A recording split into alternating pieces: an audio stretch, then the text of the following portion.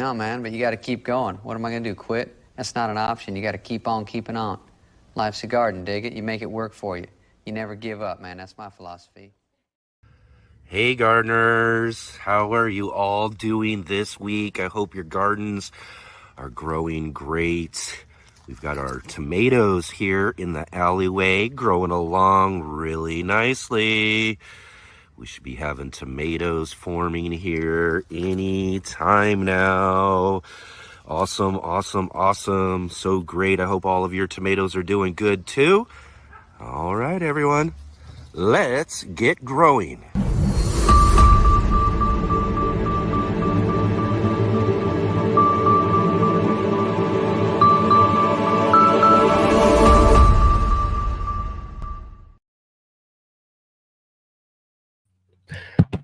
All right, guys, it's Saturday and it's time for Let's Get Growing here on the Urban Gardener channel. I'm Enoch, I'm your host today, and we've got a great show for you today. So be sure to stay tuned here for some of our great guests we've got coming up later on in the show. We've got our featured guest, Leo Carver. He's the author of the book Growing Consciousness.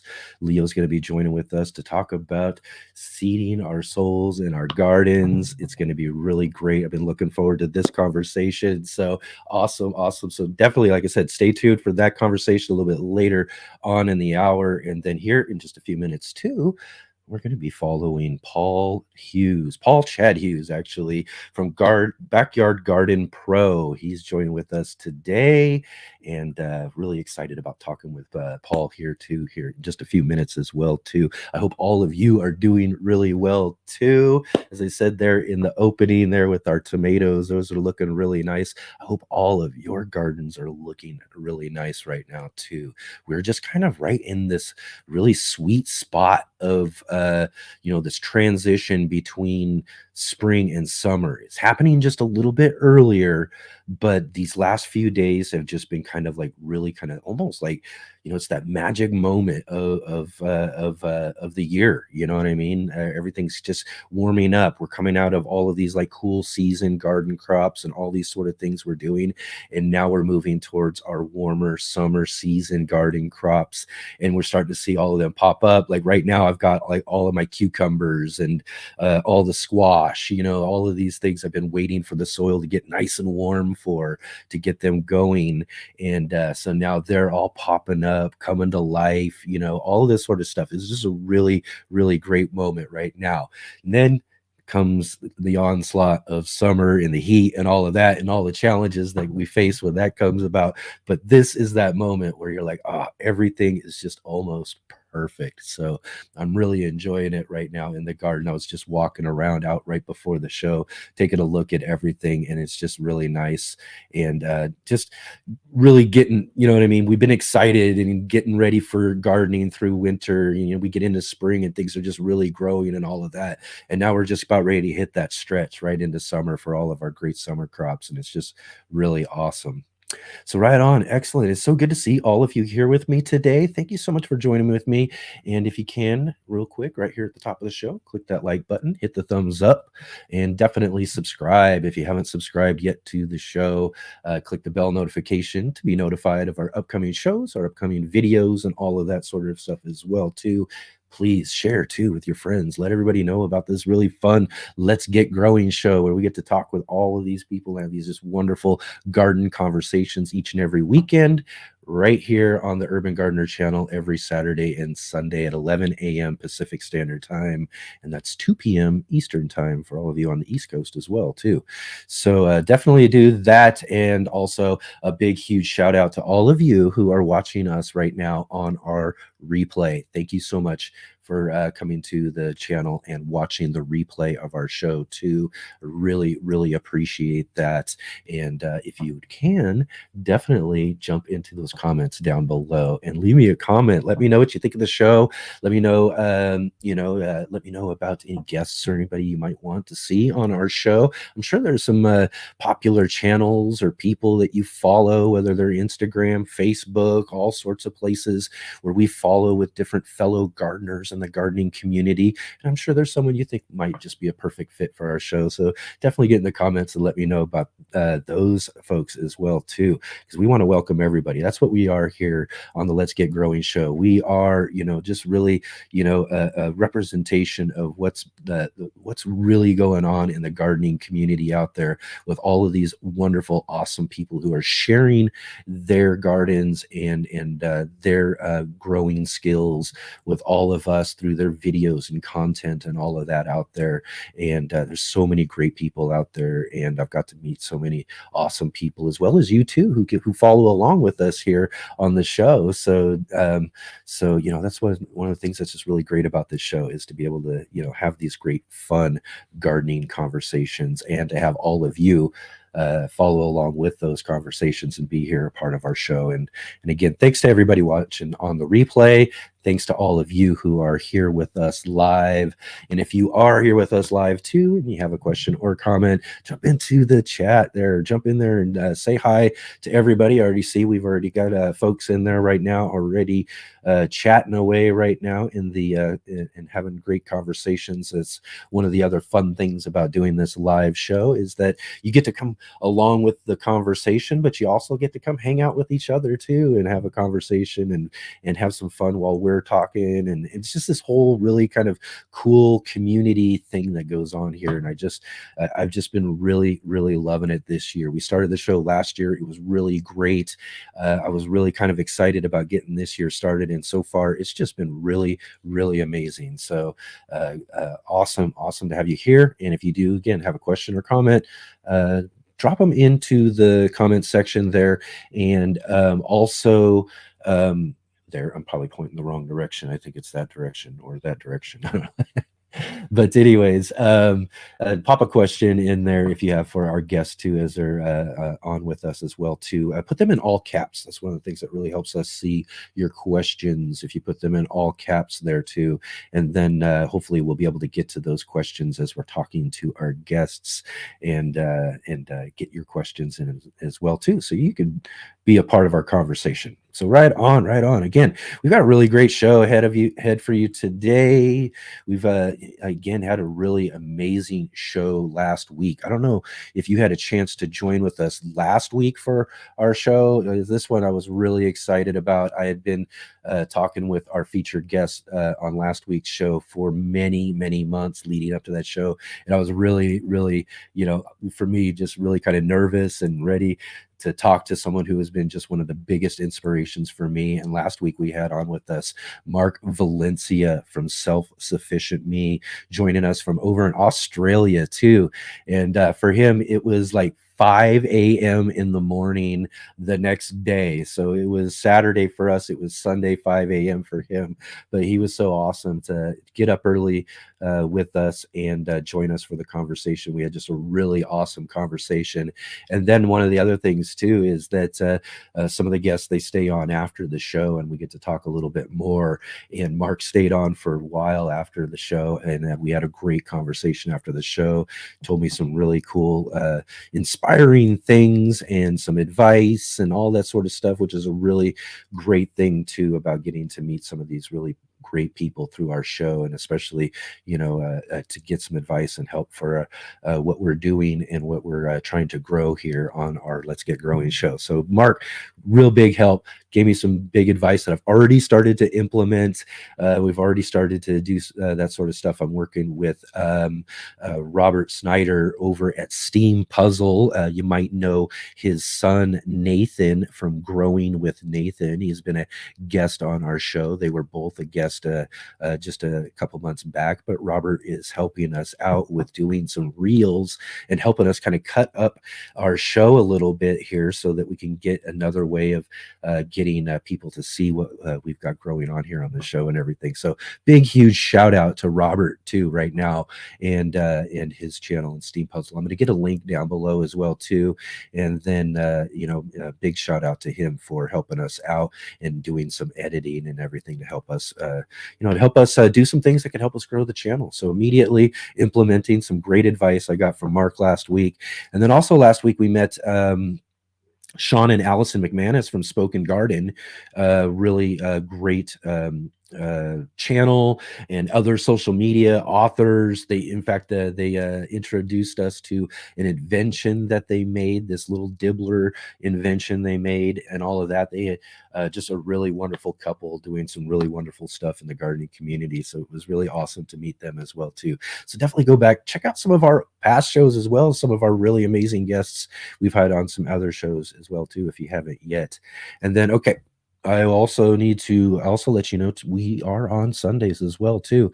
We do Sundays 11 a.m. Pacific Standard Time right here on the Urban Gardener channel for our Sunday edition of Let's Get Growing. And this week's Sunday edition of Let's Get Growing is our monthly book club. And our monthly book club is featuring a book by Christy Wilhelmy called Garden Variety. Garden Variety is actually a novel, so this is kind of a different type of book for us. In our book club, we are covering a novel this time, which is really awesome, and it's really kind of different, and I really love this book. I read it last year, and Mark, our co-host, Mark Lachey Colbert, our co-host for the book club, he's reading it right now. We just talked about it, a little bit about it and everything. He's loving it too, and we'll have Christy on with us tomorrow for our monthly book club to talk all about this great fun story, all these great characters in this community garden, and and talk to Christy all about how she came up with this really fun story for gardeners. We got all of these garden books out there, and a lot of them, we put together how-to books, how to grow a lot of stuff or these sort of things, and it's just really great to see someone kind of out there making stories and telling stories with the garden space in mind. And this one's all centered around this really cool community garden that is kind of got some trouble with a neighbor and kind of maybe little troubles within too, because it's a community and people and these all these different interactions and things going on in this story. I think it's just really great. I myself have been in a community garden. I've got one that I've had a plot in for many years. I haven't grown in the last few years, but I had for many years right down in a park that's not too far away from where I live right here. But they also opened up a new one that's at a park just maybe a little bit further. But I think what I'm going to be doing here is going over there and seeing about filling up some space. I'm not sure if they've got all their space filled yet, so I might go over there and kind of help out and do that sort of thing there at that garden too, and kind of help them get a start. That's kind of what I did with that first one. I kind of helped them get that whole kind of thing started up for the community and the area and all that sort of stuff.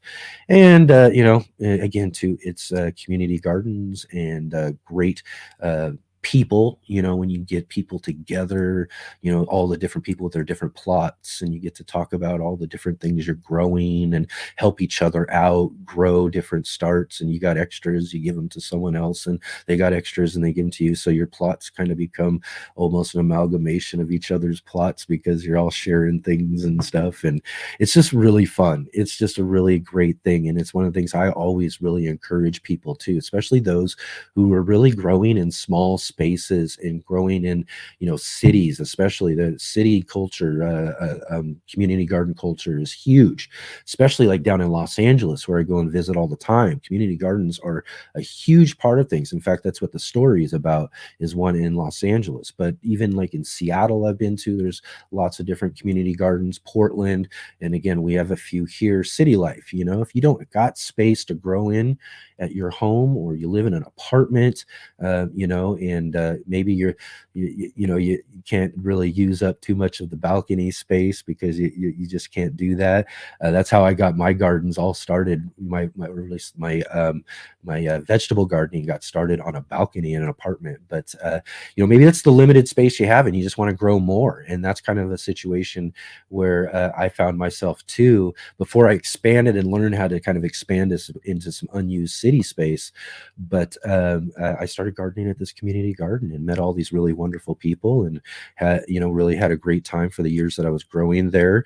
And then so I've been kind of yearning to get back into that sort of thing. And I think this new community garden, and kind of go over there and see how things are going and maybe help people get things going over there as well too, is a great opportunity for me to kind of do some things again in the community as well, and kind of help maybe see if we can't get that one going, because the one that we started years ago, man, that one's just chugging along, going great. I walked by there just recently to check it out, and they're just going great. And in fact, they've even got chickens over there now, which is completely new from when I was growing there. I thought that was really kind of cool how they're incorporating that. So they've really got a great garden manager there. So someone's really attending to that really well. So I think it'll be a great opportunity to go check out this new one. So yeah, definitely. And if you live in a city or you have small spaces, maybe go reach out to some community gardens. Maybe there's some that need some space filled. Sometimes that is the case. A lot of the time, though, I will warn you, community gardens can be full, and you might have to get on a wait list in a lot of places as well too. So that can be the case as well. But great opportunity. So all right, I hope everybody's having a great day here. I'm going to, let's see here, I got to get in. Sorry guys, I've been running a little bit late today. I just was getting things going, and then had a little chat with our guest just before the show, and I'm just like kind of just hustling along, trying to get everything rolling and get going. I want to get our guests in here real quick here in just a moment, but I also want to say hi to everybody here joining us on the show. First up was Bren. I saw her joining up with us before we got started. Hey Bren, how are you doing? It's great to have you here with us on the show again. Bren was a guest on our show actually just a couple of weeks back for one of our past shows. So great to have her here joining with us. And then, of course, we've got our moderator, Jay Dixon, the wonderful, awesome Jay Dixon, the greatest moderator on YouTube. I'm telling you, Jay is, exceptional. And Jay will be dropping links and doing all that sort of stuff in the comments. And we really appreciate everything that Jay does for our show. Thank you so much for being here, joining us from Ontario, Canada. Awesome, Jay. Thank you so much. And let's see here. We've got Serena joining with us. Awesome, Serena. Thank you so much for joining with us here. Rick from Australia. Oh man, Rick gets up early, man, and he comes and joins us from, again, like I said, I've been kind of having fun with this line when we were talking about Mark being on the show, but joining us from the future. So Rick's joining us from the future nice and early over there in Australia. Thank you so much, Rick, for being here on the show. It's awesome to have you here. He says he couldn't sleep. Right on. Well, we're glad to be here for you when you can't sleep. So thank you so much for joining with us here. And yeah, it's really awesome to have you here for the conversation. Let's see here. I don't want to miss anybody. Oh, yep, definitely. There's our friend from Steam Puzzle, Robert there, as I was mentioning, helping us out with our reels. Thank you so much, Robert, for joining in on the team here at Let's Get Growing and helping us get this show growing and get it out there to more people. So that's one of the things I've been lacking on is them reels, and he's just jumping in and really helping out. That's going to be awesome. Connie joining with us here. Awesome to see you, Connie. Thanks for joining back with us again.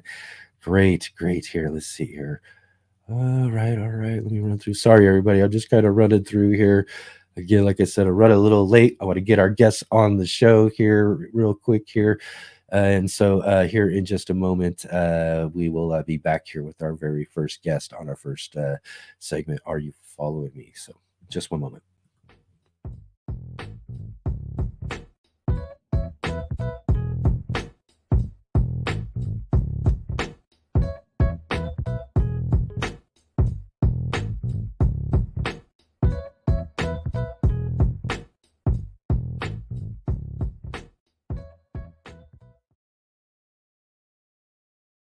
Let's Get Growing is sponsored by IV Organic.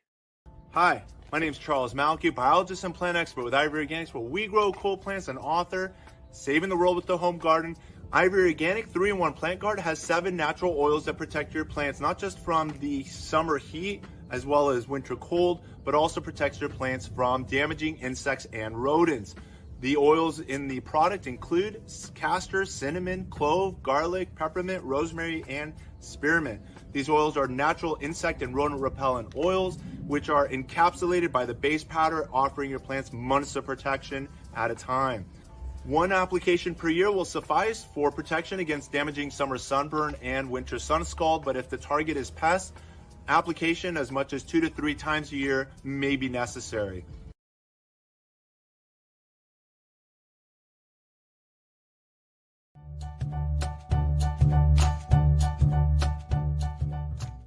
Hi everyone, this is Sarah from Sarah's Seed Shop.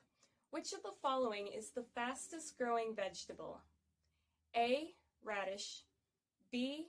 Zucchini, C. Potato, or D. Okra? We'll be back with the answer a little later in the show.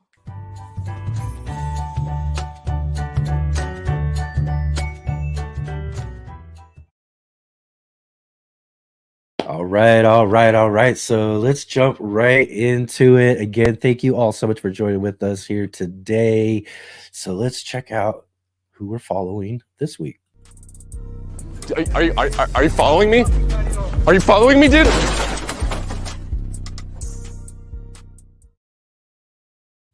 All right, all right. This week we're following the Backyard Garden Pro. I follow Backyard Garden Pro on Facebook, and he's been popping up a lot lately on my Facebook. So I was like, we got to get him on the show. I've got to talk to him. So let's welcome to the show Paul Chad Hughes. Thank you so much for joining with us here on the Let's Get Growing show. Great to have you. Man, excited to be here. Thank you so much. Absolutely, absolutely. Great to have you here. As I was saying, I've been following you. You've been popping up all over on my Facebook and you're doing some great stuff there, sharing your gardening experience. And as I was just getting to notice too, we were talking before the show, you also have been starting to get into doing some videos on your Backyard Garden Pro YouTube channel again. So just real quick at the top of this interview, real quick, I'll just let everybody know we got links right down below for everybody to go check Paul out too as well. So again, thank you there, and definitely go and check out some of his videos too that he just started making there, and drop in some comments and let him know that you found him here at the Let's Get Growing show. So let's dig right into it, Paul. Let's talk about some gardening here. So where, real quick, does your garden story begin? You know, we like to get right into it and learn just a little bit more about a garden story, your background. My story begins when I was a kid. My grandfather in Mississippi, you can tell from my southern accent, I'm from Mississippi originally. He had 20 acres. He was a truck farmer. He grew any kind of vegetable you could imagine. So from the time I was large enough to pick up a bucket or pour water when we're planting seed, I've been gardening from probably 5 years old. Kind of like you, when I went to college, after college, living in an apartment, I did some gardening on the balcony. Finally ended up buying a home, and now I've got a garden outside. It's about a 32 by 40 garden. Some people say it's pretty large, but for me, it's fairly small. But been gardening all my life. And any kind of vegetable you can imagine. That's awesome. That's awesome. Yeah, for me, vegetable gardening and food gardening came a little bit later. I've always kind of done the plants. This is something I learned from my mother from a childhood. So I've always had plants in my life throughout my whole life. Vegetable gardening's been pretty new to me over the last, I'd say 12 to 15 years. Kind of been growing my own food and all of that. But it's great. I love the, that a lot of people get that good family experience, you know what I mean, of learning from family members and having that instilled into their life, and then carried on. In fact, I was asking you about some things that we could talk about on the show, and you mentioned that your own children, right? You said that growing up they weren't really much interested into it, but they've kind of come around now that they're older, right? Exactly. It's funny, when I've got a son that's 32, daughters, one that's 28, one 24. And when they were young, I had my garden and I would do my best to get them out there. Sometimes my son would help, but really no interest at all. But now he lives in Dallas. He's got a garden. My daughter lives in South Louisiana. She's got a garden. They're always asking me questions. What do you do? When do you plant? My son, there's diseases that come up and things like that. What do you do? What do you apply to it to help, for insects and disease things? So yeah, we're very excited to see that they've taken, at the time, it didn't seem like I was penetrating, to Right. them, but it actually did happen. So I'm really excited to see them doing what I've done all my life. Yeah, yeah. My daughter got the kind of similar experience as me because when she was younger, I was primarily doing house plants and things like that. So she, but she never was as fascinated or even grew her own like I did when I was a younger kid and all of Right. that. But she was a part of kind of my garden story I mentioned earlier. I started on an apartment balcony. I grew a cucumber, and she was the one who ate one of the first cucumbers and looked at me and said, "You grew this?" And then that's just from right there. It was just I was off and going. I was like, yes, I grew that, and I'm going to grow more food too because that was just an awesome experience. But now she's coming around too. Right, right. She's 28, going on 29. Right around the same age as your Okay. kids, and so Well, I tell you, she's coming I around can to it too. I can remember in 1989, my first garden in a balcony, and I grew a cantaloupe. The same type of thing. I've still got a picture of a Yeah. cantaloupe that I Oh, that's grew, awesome. on a balcony, and my wife and I ate that. So that was exciting. Yeah, yeah, that's just great, and it was just something else, and a cantaloupe similar, be vining, so it kind of probably Yes. took a good Hmm. amount of space and was like, wow, and same thing with the cucumber, vined everywhere, took everything, Right, right. and then it was that moment I noticed it was actually growing fruits. I was like, "Whoa, no way," and it kinda surprised me how quickly they grow. Cucumbers really can grow very quickly, and, next thing you know, I had these ripe fruits we were eating, I just couldn't believe it. It was amazing. But, Wow. cantaloupe's one of my favorite fruits, though, and I just that would have been an awesome one to grow Mhm, for. it was. Get some good ones this year. So, again, where are you gardening from? I'm gardening from Northwest Louisiana in Bossier City. Oh, So right awesome. now, it's mid-June. We're seeing 95, nearly to 100 degrees. So our spring has passed. The good Yeah. times that you talked about at the intro, when Yeah. everything is perfect, that's passed. Right now, we've got You heat. We've had got a that lot of moment rain. already. So we're kind of struggling right now, but I'm still getting a lot of vegetables. I was out earlier, picked about 7 eggplants, probably a dozen tomatoes. Our tomatoes are already doing very well, and still getting some cucumbers, still getting some squash. So and Yeah, okra yeah. also. Oh, awesome, awesome. Yeah, that's the thing, man. I'm always jealous of you folks from the South, who get that great head start. So while Right. we're talking about all the things that are getting growing on for us up here, more northern, you guys are always like, oh no, well past that, already saw that. Right, right, right, right. So you've already had that, just kind of that, because there's this kind of really kind of almost like glory moment that's just The like magic time. there's magic, and it's in between these two great seasons for gardening, our cooler spring season to our summer season. Right. And right in that transition, sometimes it's flips like a switch, but sometimes you just get these moments where it's like, oh, the days are so perfect. Everything's growing so awesomely in the garden. Like all my little plant starts for all these summer crops are just, they look really awesome and are growing really well. And it's just, yeah, so amazing right now. But you've already had that time. Already had that. I'll share something with you. When I Yeah. pick my garden every couple of days, I clean it in the kitchen and then I lay everything out and take photos. I love the colors of all the vegetables. Mhm. And every year, my wife makes a calendar for me for Christmas, which is a really nice treat. So I have that at work. And every month, I get to see a new picture of last year's garden. So it's. Yeah, that's I think one of the greatest things I love about like the social media and things. I do a lot of Instagramming for like photography and the garden photography. Like so a lot of my, you see what's individually growing, different Right. varieties and things. And I love being able to flip through like the previous years to see the different things I was growing in Hmm. previous Hmm. years and all that. So it's a great record too of what we're growing, if we're Hmm. using those sort of things right.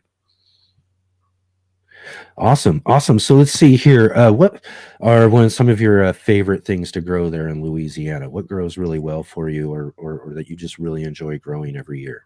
Yeah. I grow a lot of things. My favorite are tomatoes, onions, and Mm, peppers, just because with tomatoes, there's so many different yeah. varieties you can grow. Peppers the same way. Yes. Um, Oh. Mhm. and tomatoes, you've got to give tomatoes attention every day because, they can, if they go south, they can go south fairly quickly and you can lose Yeah. tomatoes. But those are my favorites. Like I say, I grow a lot of things, and I do my best here with the heat. And my grandfather could always make tomatoes all summer until the first frost. So that's kind of Oh one of my yes. challenges every year to have tomatoes and peppers up to the first frost, which here is sometime around November the 1st when we get a frost. So to try to Yeah. keep vegetables growing all year round is quite a challenge too. Yeah, yeah, exactly. And that's great. Grow them all the way through. And really, yeah, tomatoes, they're one of those things they love to grow. One of the things we've been talking about too, because I'm just kind of really getting started with my tomato season.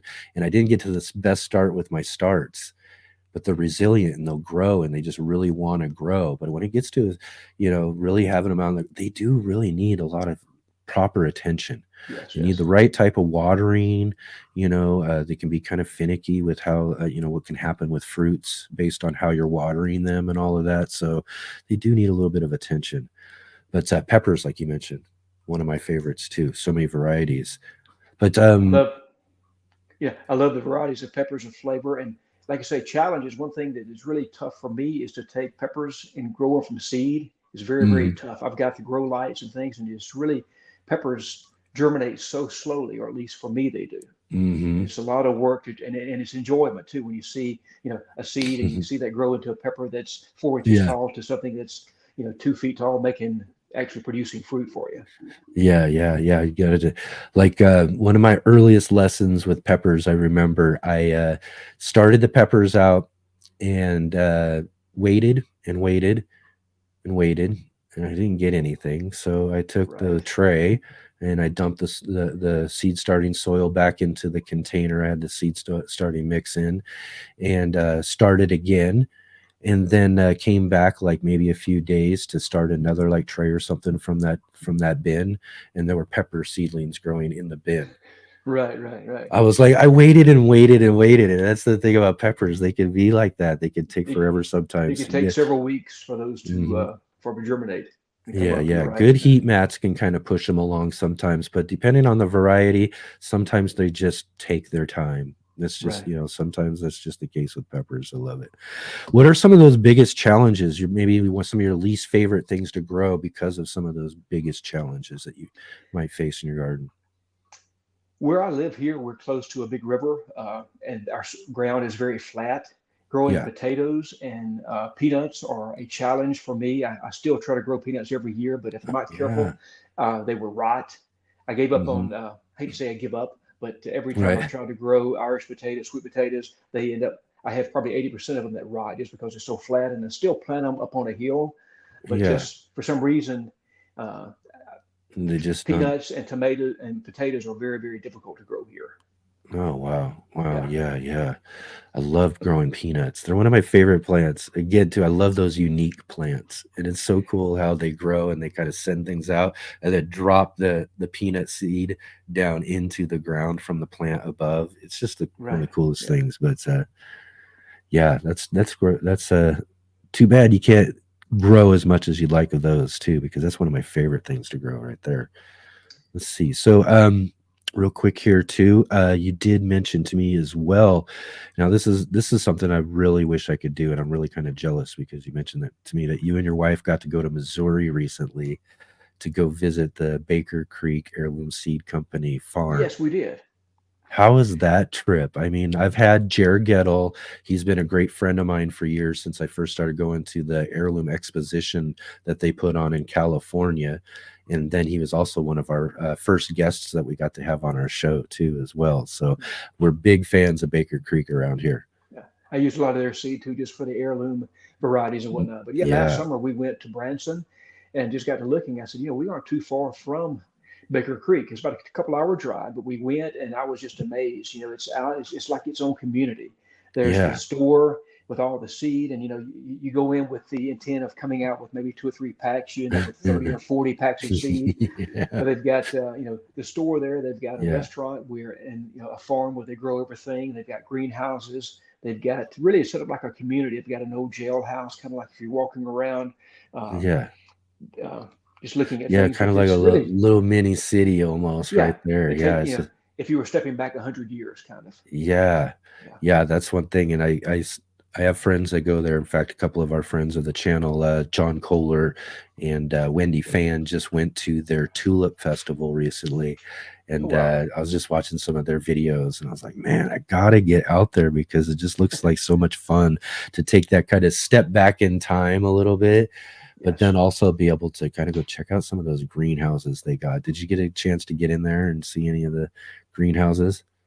Yeah, sure did. And it's just amazing to see, the amount of seedlings and things that they're growing there and all the seed. But and I was just really, impressed with the varieties of seed. When you're talking about Hmm. squash, I mean, I grew up, squash was yellow squash, but there's dozens of varieties of I squash, know. dozens and dozens of varieties of tomatoes. And I just like, buying seed just because it looks nice. Maybe it's not really intended to grow here, but I'll try it just to see if it grows. And I've grown some pretty Yeah. neat things, and some things I've tried haven't wored. But Yeah, you yeah. don't know And until you sometimes you're try it. surprised, some Exactly, things work that exactly. you weren't expecting either, huh? Right.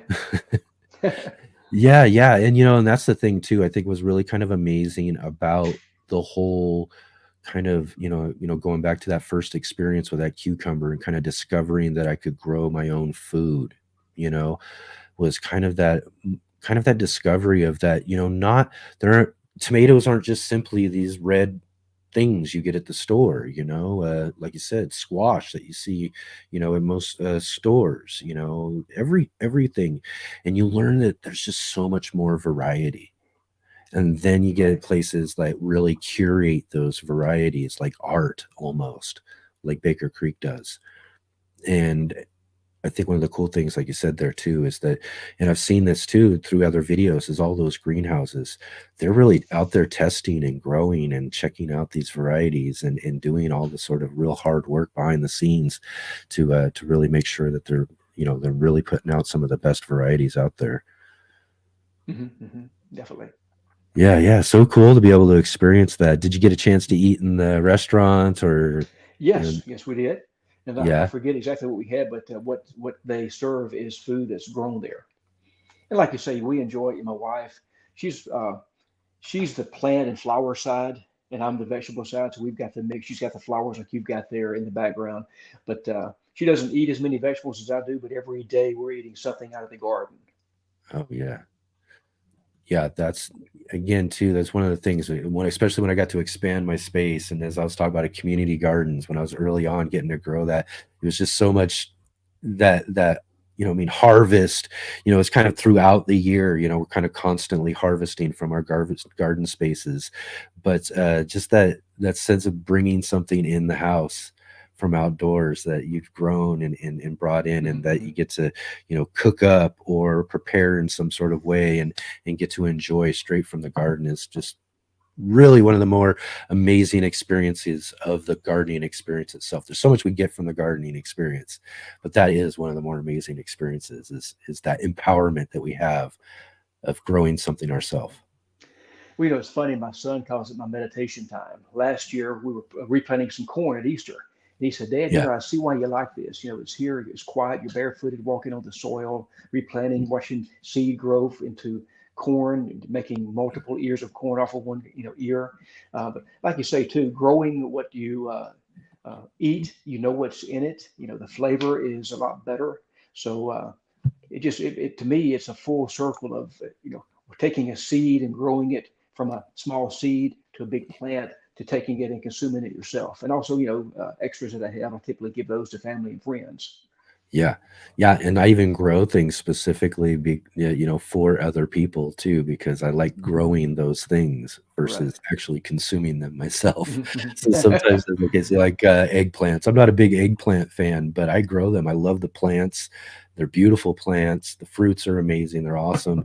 And I've said this 100 times on the show, but I love growing them because of the plants, but I can't eat them. I'm not there's a few dishes that are okay. Yeah, yeah. And even, I got friends who I give them to who will make things and then I, like try this out or try this out.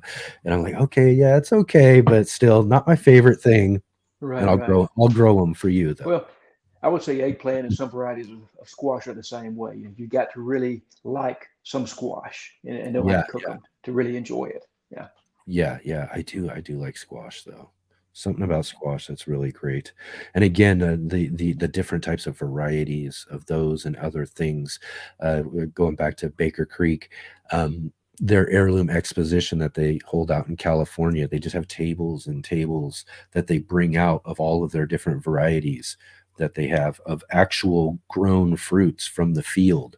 So you get to Wow, see the wow. actual fruits right there of each of all these different varieties. And it's just one of those coolest parts of experiencing that heirloom exposition is to get to walk around and Wow. see all of those. And then also think about, or get some seeds, to, if you can, if some of them are open, you're like, oh, they won't miss those seeds right there. Right, If right, they're all right. heirlooms, so you could grab those seeds, take them home, and try to grow them for yourself and all of that. And they encourage that too, especially at the end of the show and all of that, for people to grab all that stuff up and take it and grow it and all of that too. But it's just so awesome. So all those different varieties. But like you said, some of them you got to have a taste for. Oh yeah, yeah. And we've got a refrigerator in the garage, and it's basically my vegetable refrigerator. I've got a Yeah. box in there with all varieties of seeds. I've probably got hundreds of different packs of seed that I'm going to plant them one day. So just tons of varieties and things just to try. I'll get to it at some point. That is A lot of another fun. part of the gardener's experience, right? Is the seed collecting part Yeah, of yeah. it, right? And I It's collect a more lot of of seed it's more of myself. a collection, and what would you say? Just kind of like thoughts, like oh, I think this would be great, and you imagine it growing in your garden, but eventually it's just Well, more it's of a kind of a collection. pride thing. I've got some seed that I've collected Yeah, myself from my own vegetables, and you take that and yeah. you show it to somebody, and it's just a little bit of pride. Like I grew this. Here's some seed. Mhm. Would you like to take some and try to grow it yourself? Yeah, I've got so much. Yeah, exactly. And like I said, it becomes this big collection. And each year I'm going through it, and then I have the hardest time. It's like almost like I consider them almost like baseball cards, if you think about it too. You're going through and you're flipping through your baseball cards. I've got this one, or I've got doubles of these, Right, right. that sort of thing. But also too, some of them though can be a little old and maybe not be as viable anymore, It's that tough sort to of get thing. rid of them too. Yeah, so I Just like a still want to baseball I card. still want them in the collection Right, though. right. I did. Yeah. It's great. It's so fun. Right on, right on. So, yeah, what are some future projects or anything like that you've got going on? Well, like you mentioned earlier, the YouTube videos, I'm getting into that. I've Okay. had I've had a Facebook account since Facebook started. About 3 years Yeah. ago, my wife said, you should have your own garden page because you post all your garden Yeah. pictures and things on your regular page. So I started Exactly. Backyard Garden Pro about 3 years ago and started a YouTube page, but never really got it going. But just recently, I've Yeah. got that going because there's so many questions. People ask, how do you grow this? Yeah. And also, I love taking what I grow and bring it into the kitchen and cooking it. So, I have some recipes and things like that I like to share. They're really simple. I mean, Yeah. I enjoy cooking, but I'm not a complicated cook. I like my Yeah. Yeah. vegetables and Yeah. two or three ingredients and make something that's really tasty. So, yeah, my biggest plan right now is to grow my YouTube page. Absolutely awesome. Then I think that's a great idea, and I like that you incorporating the idea of what you're doing with what you're growing, and making the food. I'm not a cook. For me, it's one of those hardest things for me to even think about is to try to do videos on cooking and that sort of stuff. I'll leave it for people who even have a modicum of abilities in the kitchen to do that. But I really like that. I like that idea in channels where you're incorporating what you're doing with your harvests and that Mhm. sort of thing. So I really think that's a great idea. And again, for everybody who's watching the show right now and checking out Backyard Garden Pro in the links down below, we got a link to the Facebook where I found Paul Chad Hughes, but there's also a link there too for his YouTube channel. And I encourage everybody who's watching, do us a favor here on Let's Get Growing. Go over to Paul's YouTube channel, go click subscribe, and then also leave him a comment and say hi from the Let's Get Growing show. Definitely, definitely. Definitely do that. That would be so awesome of you all to do that. And I'm sure Jay's probably dropped a link in the description there. And I've got one quick last question from an audience member here real quick before you go. Serena asks, where did you get your shirt? You know what? I got this shirt at Baker Creek. Oh, excellent. There Yeah, you go. last See, summer. a Yeah, good reason to I, go visit Baker Creek right. right there. Yeah, Or I'm sure you could probably find them on probably get it the online, but I yeah, got yeah. this Rare actually at the store. Seeds, Yeah, rareseeds.com is probably where you could find that yeah, shirt, Serena. exactly. I dig gardening. I dig gardening too. I dig the Backyard Garden Pro.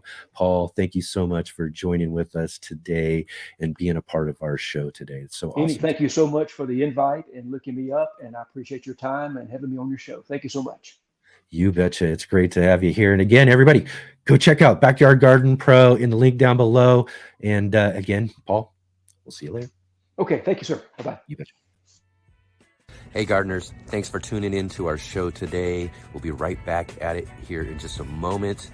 I just wanted to take a second here to highlight our regular videos and features here on the Urban Gardener channel. Our weekly garden journals,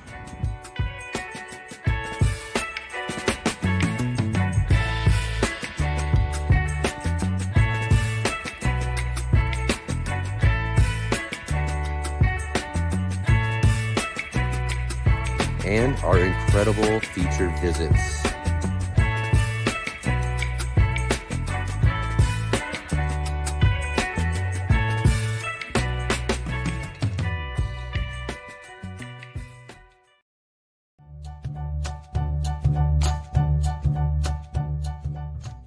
The answer to this week's trivia question is A. There are many different radish varieties, and they don't all mature at the same rate. However, most of them are ready to harvest within 50 to 60 days. In fact, some radish varieties, like the white icicle radishes we have at Sarah's Seed Shop, can be harvested in as little as 30 days. Thanks for watching. Be sure and check out Sarah's Seed Shop, where you can find garden seeds at unbeatable prices. Enjoy the rest of the show and have a great day.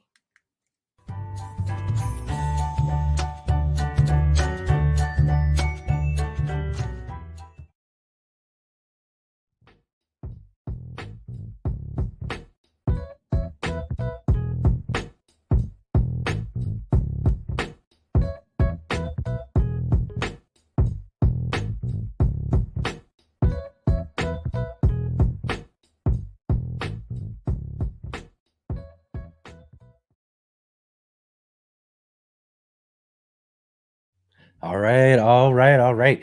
And also, too, I was just thinking about as I was listening to the answer there to our weekly trivia there with Sarah from Sarah's Seed Shop. Definitely go check out Sarah's Seed Shop and link down below to that as well for you there. Go check out all those great seeds that she has. But she was talking about radishes. And then I was also thinking about how, and I was just noticing some of these too, is that it's that time of year as well where we're kind of transitioning from cool season to warm season. And one of the things we'll start noticing is that our radishes and things that we're growing in the garden are starting to go to seed.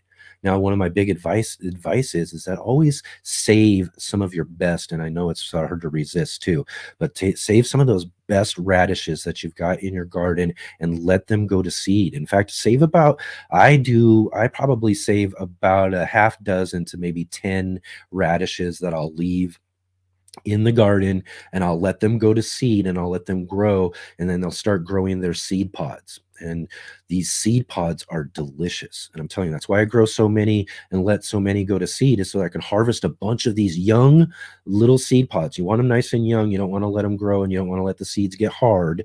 You want to, you want to harvest the seed pods nice and young. And they're like these little radish beans that you can add to your salads and all sorts of things you can do with them. And they're really, really delicious. So then you harvest a bunch of those, and then you leave like maybe one of those that you had to fully go to seed, and that way you can save the seed and grow your radishes again, and you won't have to buy radish seeds, and they produce a ton of seeds, so you might as well. It's a great idea. And a lot of people don't think about those seed pods on radishes, but again, they are super delicious. Highly recommend that you do that, and especially that right now, if you're noticing some of those radishes start to go to seed, I think that's a great idea. It's something I try to do each and every year in my garden. So all right, it's time to move on here and meet our featured guest today. You never know when you might learn something, and that's what this is about for me. These are people that I admire. Please welcome my next guest.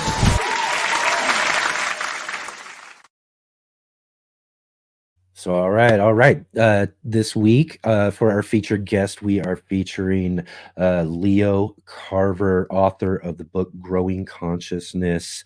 And let's see here. Oh, sorry here, The Gardener's Guide to Seeding the Soul. Sorry, I wanted to make sure I got that right there. The Gardener's Guide to Seeding the Soul. And this is a subject that I really love talking about here on the show. Really excited to meet Leo. Let's introduce him to the show there. Leo, awesome to have you here joining with us this week on the Let's Get Growing show. Thank you so much. Thanks for having me. This is awesome. Excellent. Yeah, so I saw your book here a little while back, and just thought I love the idea and love the concept of talking about that more spiritual side of what we get from our gardens and all of that, and how actually, in a sense too, really how important a garden kind of plays in that sort of you know what I mean, like you're saying, seeding the soul and all that sort of stuff. So really great to have you here to kind of talk about this here and some other things as well too. We definitely want to talk some gardening, so I want to learn a little bit more about your garden too as well. But tell us a little bit more about this book, Growing Consciousness. Yes, so as you said, the book is Growing Consciousness, The Gardener's Guide to Seeding the Soul. And it really kind of came about as a amalgamation, if you will, of like several different things that were going on in my life at the time. Just to give you a little background on myself, I was diagnosed with Crohn's disease back in the early 2000s, and really had a rough go with it at first because if you are familiar with anyone who has experienced those type of symptoms, sometimes they can't diagnose it right away, and so somewhere along the way in that part of my life, I discovered herbalism and started seeking out more like natural medicine and things like that as alternatives to what basically was kind of a bleak outcome that was offered with the traditional medicine.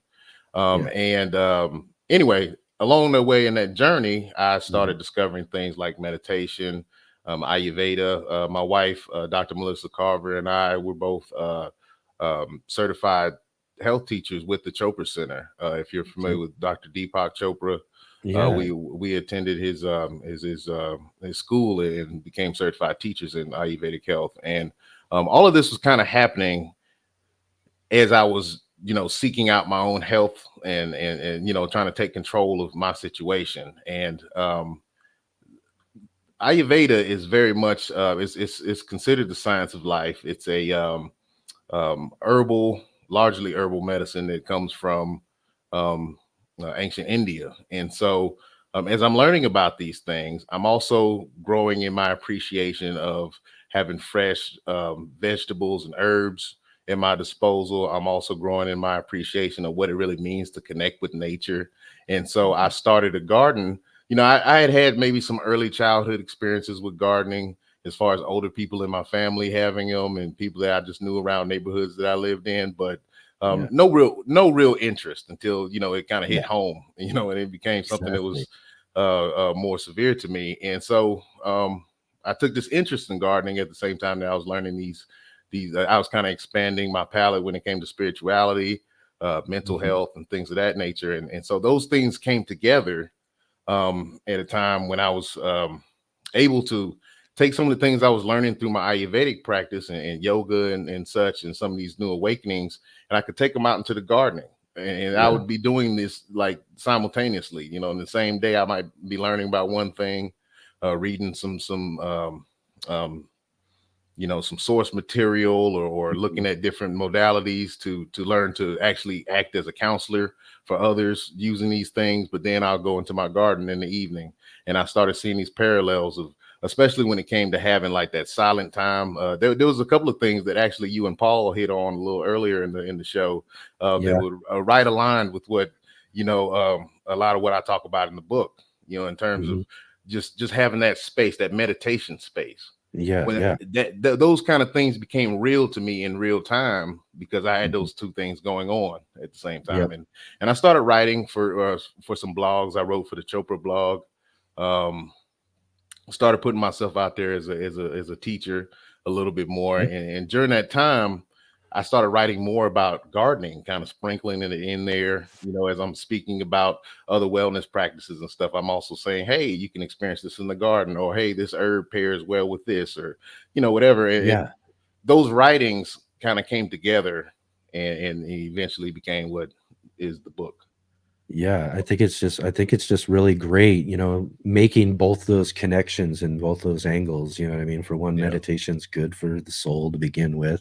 The garden, is good, for food and even medicinal value Yes. and that sort of thing. And then together, you know what I mean? Just really just wonderful. I think really when it comes down to it, I think when we find ourselves in the garden, and this is something I mentioned to my guest last week. I said, it's just amazing about how you can come out of the garden at the end of the day doing a whole bunch of just garden work and your knees are just aching away because you're getting up and down, your knees are aching, but yet you feel so good.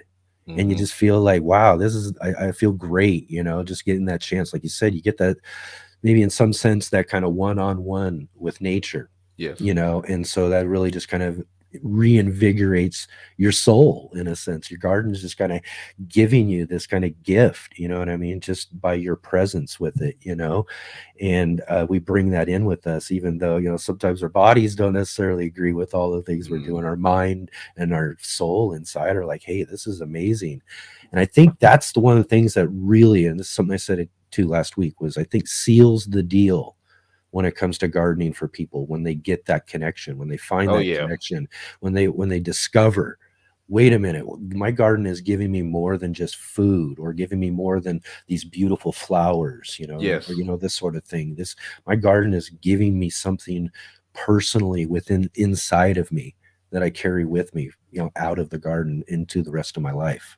Yes, and that's a big part of what this work that I do is really trying to tune into, is trying to deliver not only techniques, but just in terms of expanding one's own practices to kind of discover your own whatever works for you, but just acknowledging that there's this connection and we can intentionally cultivate those things. The Yeah. same way that you may just get that feeling and it's like this kind of euphoria kind of, of spending all day out in the garden and feeling the sunshine and being in tune with the elements and things. Well, Mhm. there's actually something to this. And maybe when I feel this way, I can do these certain things in the garden. And when I have this kind of day going on, I need to spend this kind of time. You could just kind of build a routine with intention on wellness and on your mental health around Yeah. your gardening space. And that's in a nutshell what a lot of this is about for me. Yeah. Yeah, that real, the garden really kind of plays a big part in that whole mind body connection, though, too. You know, Mhm. I think it's one of the things you're mentioning. I think what I was checking from your book, like the importance of nutrition and meditation. Yes. These two different things. Nutrition, is gonna for our body, and then meditation for the mind. That sort of thing. It's just and I think it's just really great how you really put that connection together about how important the garden kind of really plays in that. Yes, thank you. Yes, and I have to say that um, those awakenings were inspired by the information that I've gathered from Ayurveda, because Yeah, first of all, it's kind of inherent in the medicine and in the theories around the medicinal practices that we're all made of all the elements that comprise the right. universe, and so those elements are outside, of course, and that we can tune into those through our Mhm. garden. And a lot of my love for gardening really came from a love of nature. Now, that's something I Yeah. probably carried with me throughout my whole life. And so Mhm. gardening for me is kind of like a little microcosm of nature in Yeah, that way. It's a way that I can kind of hone in on and really practice this relationship with nature, yeah, that really serves a greater purpose of like how I want to feel about the earth in general and about my environment. exactly. So Yeah, I think that's yeah. and, I think those are really powerful things, is that, just that idea and also kind of that self-discovery. Yes. I grew up Yeah. myself, again, someone I might have, had a love for plants at home, with my mother and doing that sort of thing. But I love, kids. It's just natural. I think it's natural Mhm. human nature, and nature, that connection. I think it's just kind of a natural connection that sometimes we as people kind of forget about as we move on with what, life and these sort of things that we're doing, that are outside of that connection. And then some of us, who lucky enough in my mind, come around to discovering a garden, and then that kind of brings back that kind of youthful connection with nature that we have, and then we make that discovery then, like, wow, wait a minute, this is, you know, Yes. this is something a little bit more powerful than what I thought I was getting into when I was just going to grow these tomatoes. Yes, 100%. That's really kind of that speaks to what my journey was as well. You know, Yeah. I kind of really started it off experimenting with certain things. I'm learning about different herbs, like, hell, well, let me try it, you know, and just going out there and trying some things. And then before you know it, it's like, oh, this is deep, you know. And then there's also for me this inherent relationship with these plants as other creatures of the planet, if you will. You know, that something that I speak about in my book at length, and They are something that was very they're earthlings awakening too. to me. Yes, They're exactly. And they are earthlings too. they're very conscious. You Hmm. know, and I think the more I became aware of that, and the more I researched, even before writing the book, but definitely some of the research I put into the book, I was learning things as I went along about just how conscious and how intelligent plants really are, and Yeah. how aware of even you and your energy your plants are. You know, Yeah. those It's plants in that amazing. room with you right now, they feel you. They are aware of what you're doing on their level. You know, Yep. and tuning into that with some kind of like I guess awareness and responsibility in a sense. I took Mhm. that into the garden as well. Like I'm a caretaker for these plants life cycle. I'm participating with Yeah. nature in what the greater creation is trying to bring about here. And yes, maybe I'm going to benefit from it by eating the produce or what have you at the end of Mhm. this, but there's a relationship all throughout the time. I watch this thing from seed to Yeah. harvest Yeah. as another living being, you know, that, and you That's can just kind of invest whatever level you want into that. You know, for me, I take it to that deeper level. yeah. But I think even on the surface, being aware of that and treating those plants with that kind of respect Mhm. also can be transcendental to the whole gardening experience. You know, there's a Yeah. lot Yeah. more going on there. It really I think is.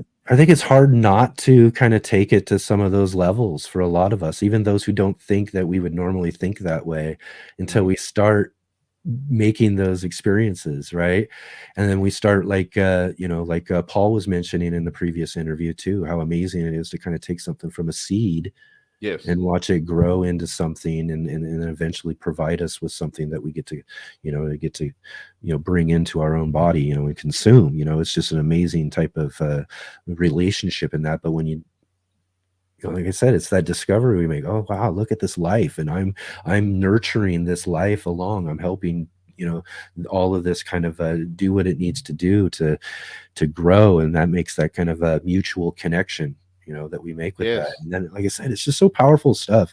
And I think, like you're saying there too, is that, you know, um, I think it's hard not to think in those ways about stuff when it gets down to it. I hear so many gardeners talk about it. I've interviewed a lot of people, and we always seem to kind of come down to some of this stuff in the conversation. At least touch on this almost in every conversation I have, is Yeah. what they get spiritually from their gardens. Yes, for sure. Yeah, I find that very interesting, and it's something that I love to experience with people because um, when I first kind of started the process of writing this book, I wasn't sure exactly how it would be received. I wrote it because I'm someone who has my training and most of my investment of a career into the wellness space, not Yeah. so much the gardening space. So this Mhm. was more so me putting people who are already into certain practices, Yeah. you know, kind of putting them onto gardening and seeing that you can parallel them. But what I have found is You got that the by crossing, opposite. yeah, I've almost gotten the opposite. I've crossed over into this gardening world and Yep. speaking with people who they might not have a concept of any of this, you know, as far as Yeah. any of the Vedic sciences or some of these kind of Eastern spirituality systems, but See, and they're I hadn't either, and through this, I get introduced to it. exactly. It is because I'm a firm believer that truth is truth, and that you Mhm. know if you can feel it even if you do not have the exact terminology to put to it, or if you do not know how Right. to necessarily harvest it in this specific way or whatever it may Yeah. be. it's just something that happens. I mean, I don't Mhm. care if you're just growing a tomato plant. If you're actually paying attention to that tomato plant and treating it with Yeah. care, as y'all spoke on, and actually, doing the daily like check-ins and doing everything, it's natural. It's almost like the relationship one gains with a pet in a sense, in the sense that you are dedicating so much of your time and energy to this other Mhm. living being on a regular basis and Yeah. reaping the benefits of that. Yeah, really like, and again too, again that concept of really that understanding too. Again, every living thing on this planet is an earthling, and we have that connection to each Yes. other, and plants are this other being, this other earthlings that we live here with, and make I kind of like that way of looking at it, and I remember I was reading one book. I'm trying to remember who the author was, but kind of their point was that some of these plants are really kind of in some way farming us. Oh You know yeah. what I mean? If you Yeah. think about it. Yes. And they're doing certain things to manipulate how we behave and it's just weird when you take a look at some of those sort of things and take a look at these concepts of how and what our connection with plants are really when we think about it. It's really something amazing. And then, Yes. like you mentioned too, though, and I love this about the gardening community too, but I think one of the things that you were touching on there though too is you mentioned having the right terminology or being able to put things in the right words. And so maybe a lot of gardeners and a lot of people in the gardening community aren't necessarily capable of or really thinking about it, or it hasn't been put out there too much, these right words. And I think that's what your book comes in.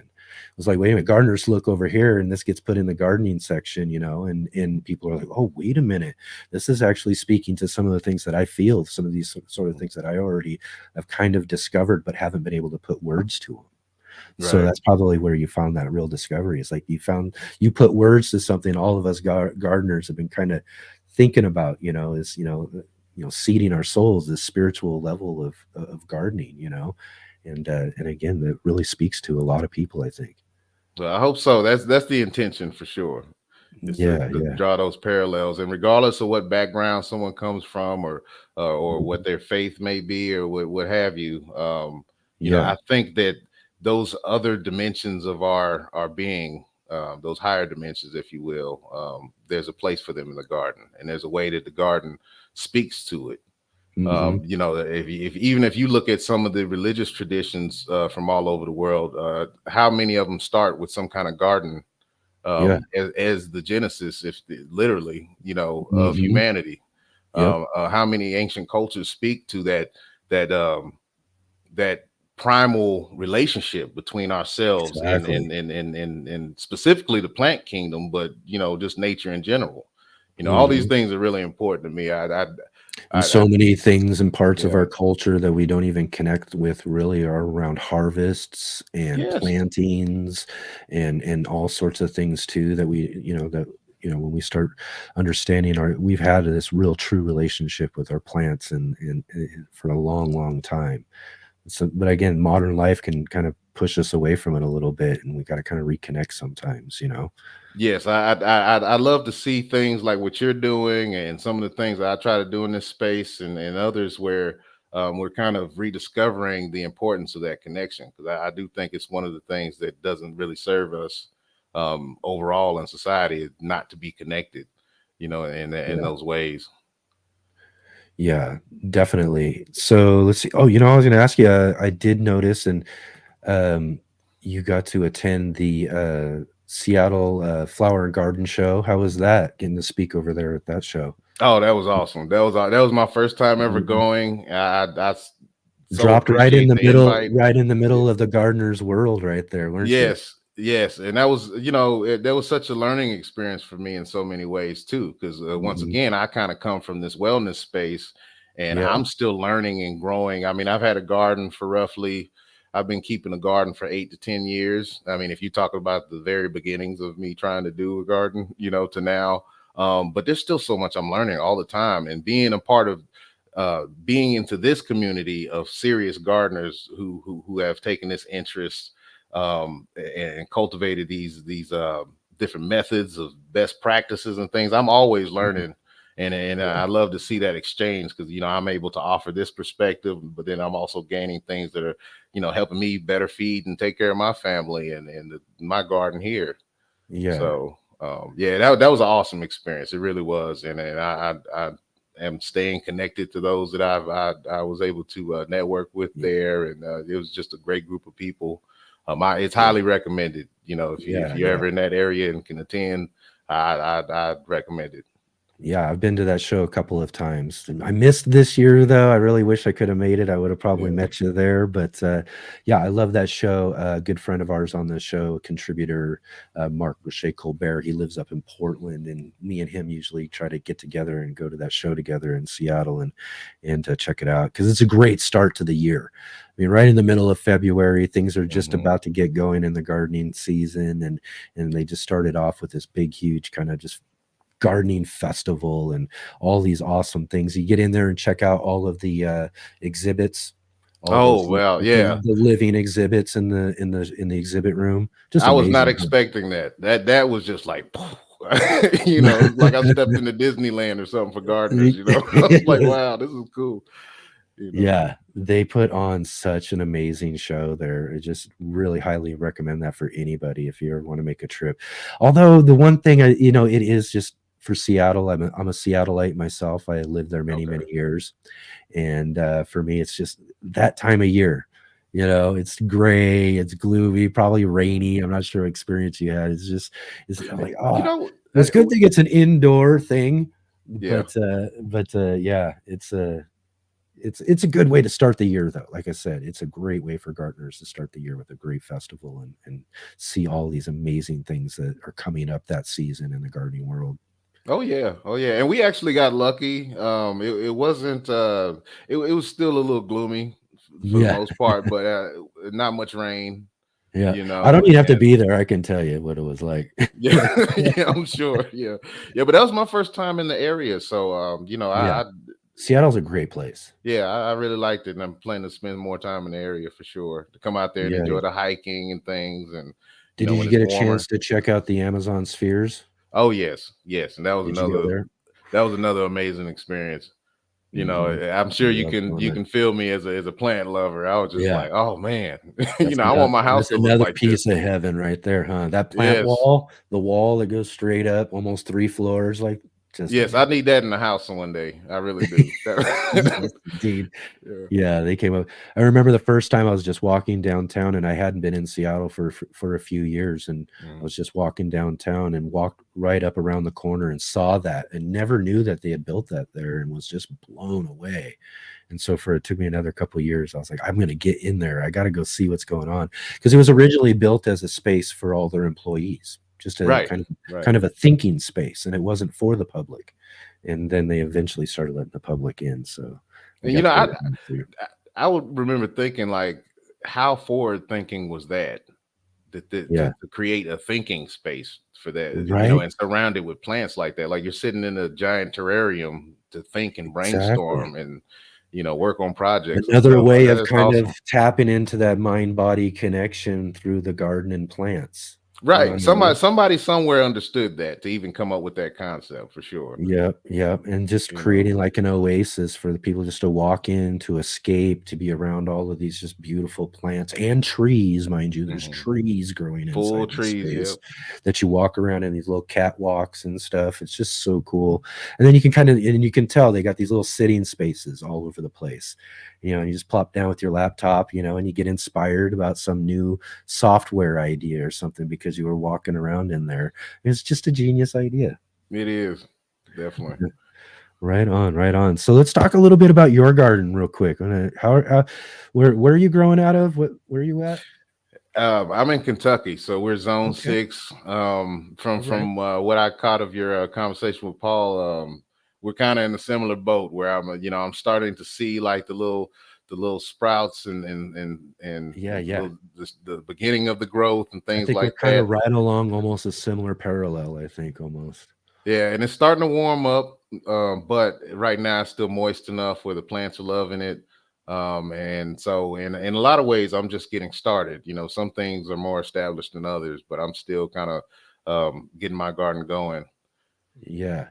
But Yeah, yeah, a lot of, like I said, for a lot of us, it's really springtime brings about a lot of the starting a lot of the summer type plants, and for a mhm. lot of us, those are just really starting to grow, like our tomatoes, our peppers. And I just mentioned I got tons of like squash and cucumbers and all these different other little starts that are just starting to Yeah. pop up and come up and get ready to go and all of that. So it's kind of that exciting time, everything's little, Yeah. we're trying to make sure we're putting it in the right amount of space, we don't want to crowd Mhm. things out, but yet we're just trying to anticipate what it's going to look like when they're fully grown. And so it's really kind of that fun time in the garden space when we're trying to put everything together. Yeah, it's probably my favorite time. I would say even more so than harvest because I love the idea of planting seeds, both metaphorically and physically. And it's something that one of the practices I try to do with my garden, and that I also encourage others, um, is to like actually sow your seed with certain intentions. If you will, kind of like you would think of. Affirmations, things like that, Yeah. in that realm, or mantras, kind of sowing the Hmm. seeds with those. And so there's that added layer to seeing those things starting to sprout. And when there's Yeah. certain intentions that were put with certain plants, like checking in with like where that particular aspect of my life might be and things like that. So, Yeah. there's a lot going on that, I really love this period of the gardening process, Yeah, you yeah, know. exactly. And then, just kind of growing along with our gardens, Exactly, and exactly. As I always say, we are the garden. You yeah, are the yeah. garden in a lot of ways. Yeah, I was gonna mention that too. I was gonna say, I remember looking at that. Your last chapter of the book was right. You are the garden, or no, the epilogue. That's what it was. It was you are Yes, the garden. yeah, Yeah. you are the garden. Yes, because a lot of what I'm speaking on here is more or less seeing your connection and your connection and seeing the extension of yourself within your Hmm. garden, whether it be the influences that you have on it. You can look at a garden and see that gardener's strengths and weaknesses. If you really know what you're looking at, Yeah. you can see what their preferences are. And you can really gather a lot of information about a person from looking at their garden space. And so in that Hmm. way, that impression is left because that is an extension of who you are, of yourself. Yeah. And so that's where I come from with the whole "you are the garden" Yeah. concept. Yeah. I'm sure like people look at my garden space and will look and go, "This guy's a busy person." Well, exactly, Look exactly. at all of this stuff he's got going on. Right, right. And Yeah. you get a A little little bit of peek into this, the a little bit of person's that. mind too. You get a little peek into the mind of what kind of stuff they're Yeah. into. If they have quirky plants, what kind of varieties.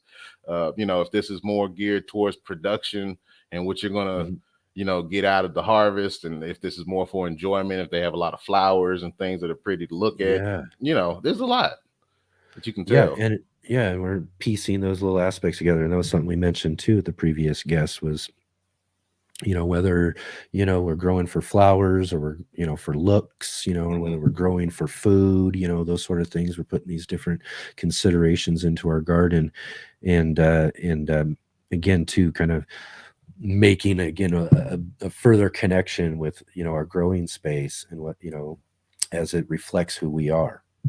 Right, for Yeah, sure. yeah.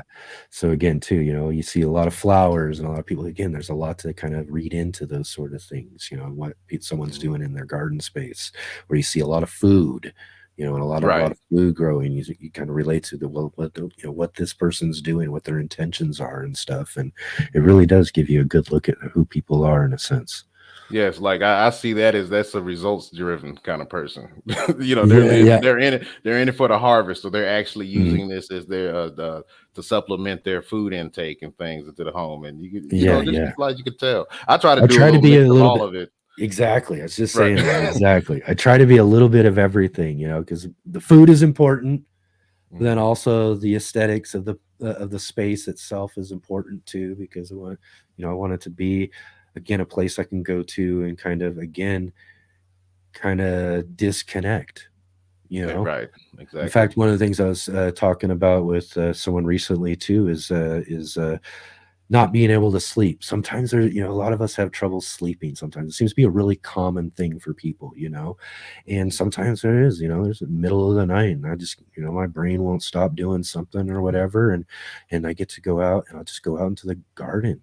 I'll literally barefoot, just walk right out in there. I've got a nice little sitting space, that I can sit in and surrounded by stuff and just kind of, in a sense, meditate and let loose of all of the stuff that's whatever's kind of racing around there and just kind of, and kind of center myself again and then get back and try to get back to sleep. And usually it works really well, so, Yeah.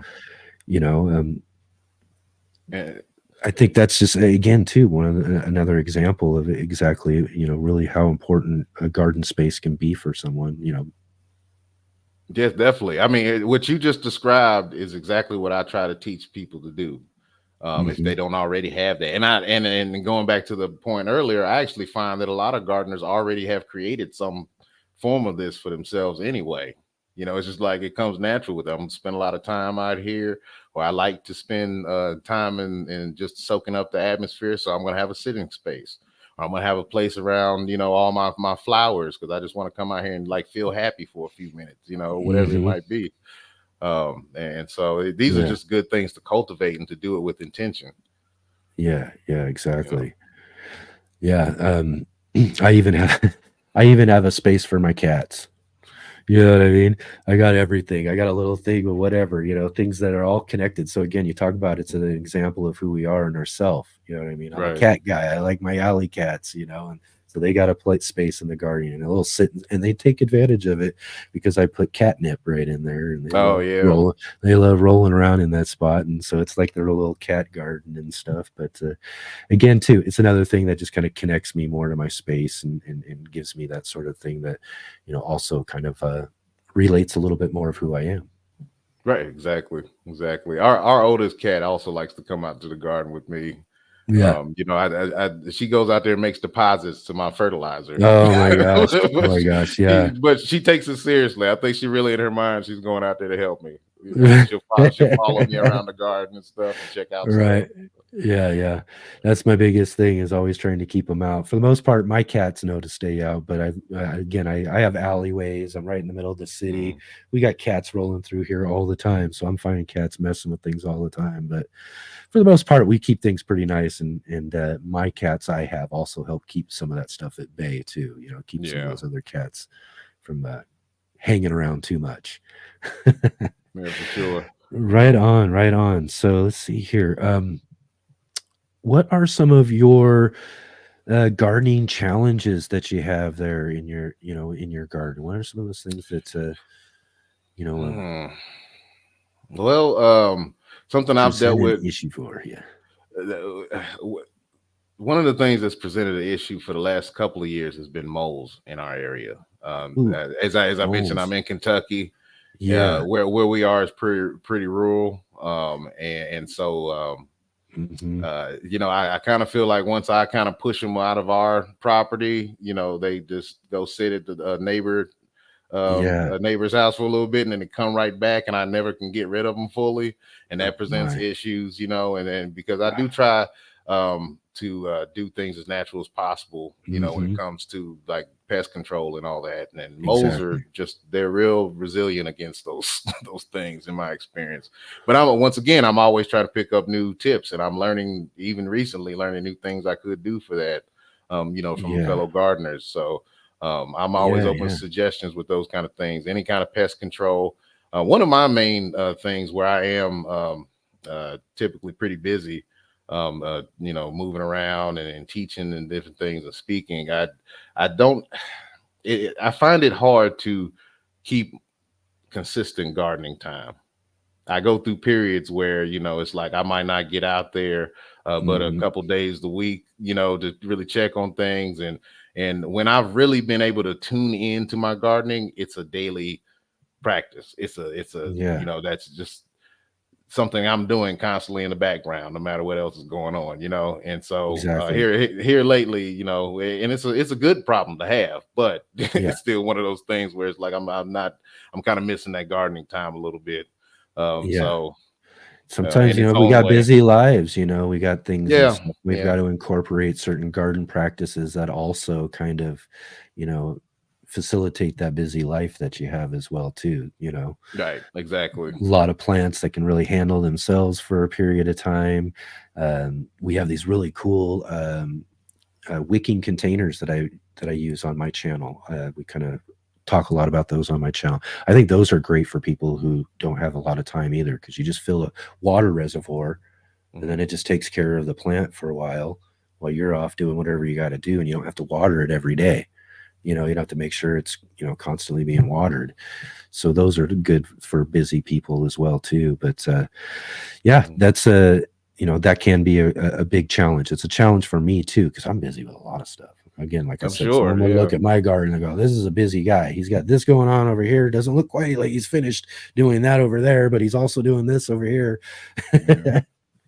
Yeah. But sometimes things have to kind of be able to hold on to and be able to handle themselves a little bit for a while we are off doing the things we need to get done.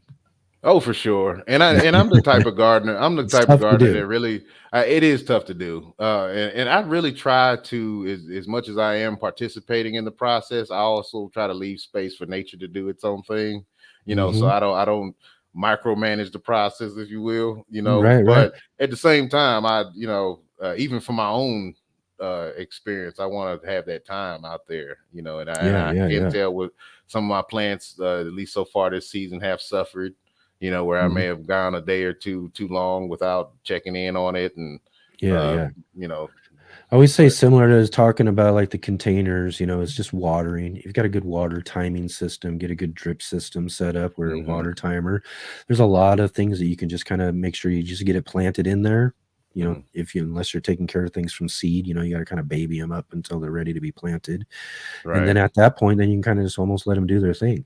And, Oh everyone yeah, comes doing their own deal, and you can kind of just, like you said, instead of having to like really worry about whether or not they're okay, you're only just really kind of checking in on them, like, yeah, right. okay, they're growing, they're doing all right. Yeah. That was a big time saver for me when I figured that out. Well, and see, well, we're just kind of coming out of that babying stage, or just Hmm. leaving it, here, and at least Yep. I am. And that's where I'm more so speaking on is, there's a few plants I lost some of them because I wasn't Yeah. Oh able to yeah. baby them the way, I had some that were going good, and then they just maybe got a little too much sunlight this one day, or there was, Hmm. they some water set because it rained or whatever, Yep. and it's just Exactly. And I just did but a video and I just talked about exactly that, a hardening off process for peppers. We grow our peppers and start them indoors. mhm, They're under grow lights indoors, and then they got to go outside and get used to the sunlight. So you got to right. slowly introduce them to the sunlight. And my mistake was, again, getting busy, got off on the other side of the property and was doing some things and didn't notice that all the clouds dissipated away and it was Mhm. full on sunshine. I'm over there just enjoying it, like, oh, sun shining away, and I'm pruning Right. and doing things. And all of a sudden it occurred to me, like, wait a minute, the pepper plants are outdoors. And I will go around there and I scorched like a bunch of them, man. I'm telling you. Yeah. It's Happens to the part best of it. of us. Yeah, Happens to the yeah, it's best of part of it us. for sure. Right on, Leo. Well, right on.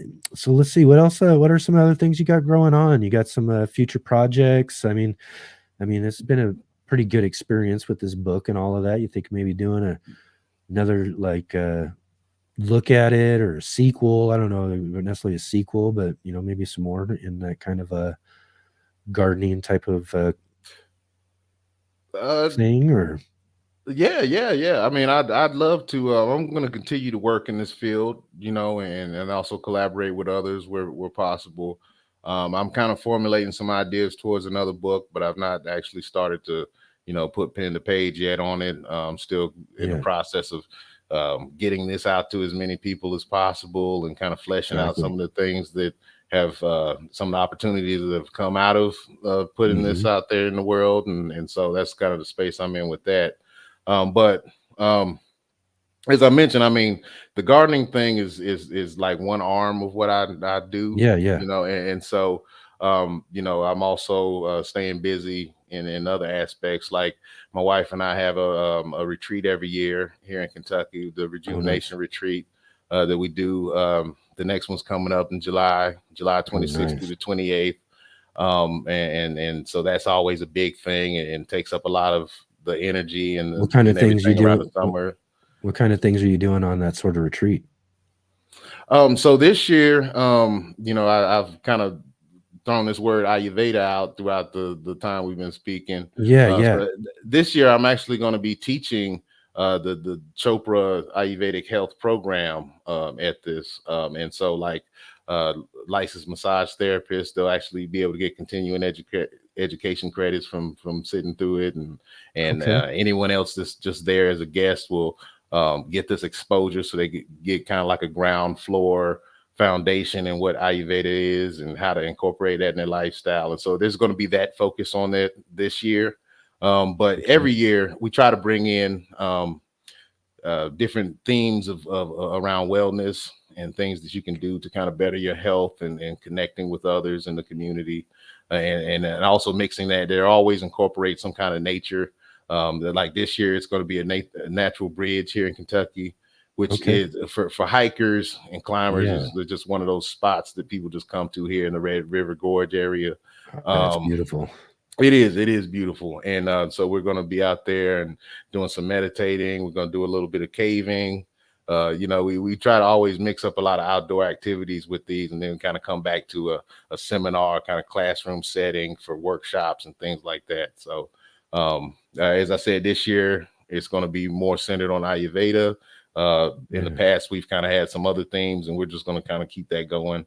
But that's something I really enjoy, and we put a lot of energy Yeah. into. And then outside of that, just kind of making the rounds. Next week, we're actually speaking at the Melungeon Heritage Association conference, and that's going to be more. It's not necessarily gardening related, but it's Right. dealing with like ancestral trauma and things of that nature, and healing Yeah. in those areas. And Yeah. so I'm just kind of all around, just anywhere that I can lend whatever expertise I've gained and Yeah. share Yeah. things. And in terms of wellness, I'm just trying to be active. So we I do a think lot of it's traveling. I do a lot of local stuff, whenever yeah. possible. I think that's great. That's really important to really be, working in and touching people's lives in a way that's just kind of really, again, spiritually healing. Yeah. This world right now, I think really needs a lot of this. Wouldn't you agree? I do. And that's why I try to stay busy doing the work as much as I can. Yeah. Yeah, there's just so much going on, and it seems like there's just so much for a lot of people to try to have to wrap their minds around when it comes to things, and to be able to find a spiritual connection, and which is again too. I think it is also something you mentioned just a little bit earlier too, and I kind of touched on this for a minute. Is that the no matter what our background is, you know what I mean? No matter who, all that sort of stuff, the gardening space is like this common ground for us all to kind of come together Yes. Hmm. and to be able to learn and teach each other newer things. And in your case, this real great spiritual development in utilizing, your garden space and nature in those sort of elements and stuff. And for other people, the garden space is is a way to retreat from other things and all of that. It's just really, it's a great common ground for us all to kind of come to meet and kind of reinvigorate ourselves so that we can, face the rest of the world and deal with the rest of the world in such a more enlightened fashion. Yes, I agree. I Yeah. think it's a connection that we're all missing to different degrees. Some Hmm. more than others, especially if you live in urban centers. And it's Yeah. it's, it's needed. It's a natural part of what it means to be a human being. I think, to have this Yeah. Yeah. connection with nature, and being able to grow your own food, and knowing how to do those things. Like there's so much wisdom that just Yeah. comes out of just caring for even a small plot of plants. If you're really Hmm. tuned in that kind of way, There is. I learn things about life all the time from just spending time with my garden. I really do. Yeah. Yeah. And then really kind of in the important thing too is where I think right now, even in society, we're really disconnected with each other Hmm. as people. So we're really disconnected with each other. And I think this process of gardening, the personal process of gardening and growing, and then the spiritual development we get through that connection of nature also allows for us to also now reconnect back again with our fellow human beings Oh yes, on a yes, different plane, in yeah, a different way now, to where we can I think again too, that common ground, we can come together. Community garden space, like I talked about earlier in the show, is a great type of thing, especially for folks who are living in cities, to again find that kind of common ground, come to gardening, come to the gardening space, and then reconnect with each other better, yes. no I matter what try our to. backgrounds are, no matter what our belief systems are, Right. no matter what we think about this or that, we can come to a growing space and then grow together and really kind of, accept each other a lot better than what we are doing today. And I think our Right. garden plays an important role in that too. Right, I agree. Yeah, I try to stay active with our local community gardens as much as I can. Come out and speak, or Yeah. take part in certain workshops and things. Yeah, I think it's important, especially as you Mhm. said, like in these centers where there's not as much green space and things, and you need Yeah. that connection. One of the awakenings that I came to um, in spending time in my garden, and it really actually more so. I guess this would be more so in the foraging side of things than the actual cultivated space. Was noticing how you had all these different species of plants that are able to coexist and actually Mhm. support each other Yeah, and communicate with each other and all these things, and how that can serve as an example for how we should live as human beings. exactly. They're all being watered and nurtured by the same elements. They're getting the same Yeah. amounts of sun, the same everything, and they're all and to me, especially when I'm out hiking or something, sometimes those are the most beautiful green spaces where you just Yeah. have all kinds of different things all entangled and Yeah, yeah. growing with Nature's each other. really presenting that for you in a Yeah, sense too, and you're just yeah, getting to see how well nature can put together a landscape. right. And there's all this diversity, but it's all like Mm. together. I think Together. that's the beautiful thing. Yeah, and making and really in the long run, just making this this kind of, like mutual kind of like fungi, plants, all this sort of stuff together. Symbiotic, I guess, is the word Yes, I'm trying to symbiotic. look That's at. the word. Is Yes, yes. symbiotic is the thing, that they're all just, doing their own little part, but together they make this just spectacular, system of Yeah. life and growth and all of this sort of stuff. And we have, as people, an important part to play in all of that. We see ourselves sometimes as separate from that space, that we are, Mhm. in some ways, and we design spaces and we can kind of control spaces in some sort of way, in some ways, but for a lot of part, nature really does a lot on its own, and really can do so much that we can connect with, and really understand that we're not necessarily really on top, we're a part of. We're a part of. Yes, exactly. Yeah, exactly. And it's Yeah. important for us to find our part in this symbiotic, as Jay was trying to let me know too. I know, I hate it when those words kind of slip your tongue, but yeah, that's right, symbiotic. But we all find our part in that symbiotic relationship that's going on here, Yeah. and kind of bring things more in tune, you Right. know. But I had a thought after a conversation with someone once about this, and it was like, if you really think about it, we're highly sophisticated pollinators and cultivators still at the end of the day, Hmm. as far as how we fit into the greater ecosystem. Exactly. In a Yeah. lot of ways, we're really kind of still serving the plant kingdom on some level, even if it's not something we think of or actively do. Yeah. Unless you are a gardener or a farmer or something, but like in so many ways, we're just doing another version of what the bees are doing. In a way, yeah, Yeah, exactly. And again too, it just goes to show us what, that important piece we play in everything is.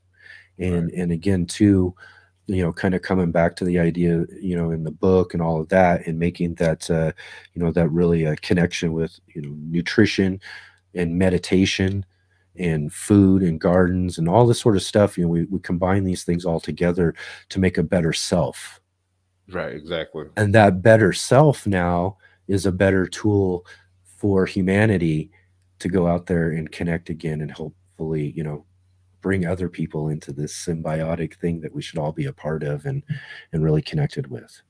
Yeah. Yeah, I agree. Yeah. It's like they say, you got to put the mask on yourself first, right? Right. Because, and that enables you now to help others, that sort Right. of thing.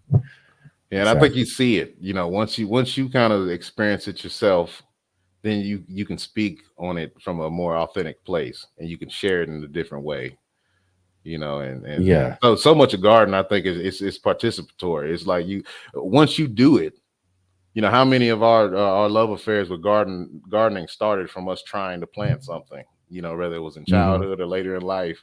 And once you get that first sprout, and once you get that first produce from that plant growing, and you see that full cycle, it's kind of like you get bit by the bug. And I think most That's it. people, it would work that way if they actually open themselves up to the experience. Yeah. You And that's know. like I tell people, I think there's a green thumb inside of everybody. And I Mhm. think I think that it really comes down to, again, what we were talking about before, about how um, our connection with nature is just natural. It's a Yeah. part of, it's there already. And as kids, I think we really understand and know that, and we're connected with that. But somewhere along the line, we kind of get more and more distant from it, but that it's that connection with nature and those sort of things that really, bring us together with our lives and what we're doing and what we're trying to accomplish. Yes, and so many of the teachings that at least from the disciplines that I'm familiar with that are handed down, they deal with the ego, and so Yeah. nature is very good at putting us in our place when it comes to ego in different Yeah. ways, and like really shining a light on what that relationship really is. And I think ultimately, like you said, it's about what you're giving and what you're able to share and what you're connecting Yep. with. At the end of Hmm. that's really what's the most important, some of the most important things in life. But Yeah. um, nothing really makes you aware of that, I think, more than connecting with the garden and with the plant kingdom and The seeing plant how things kingdom, operate. nature. Yeah, yeah. Yeah.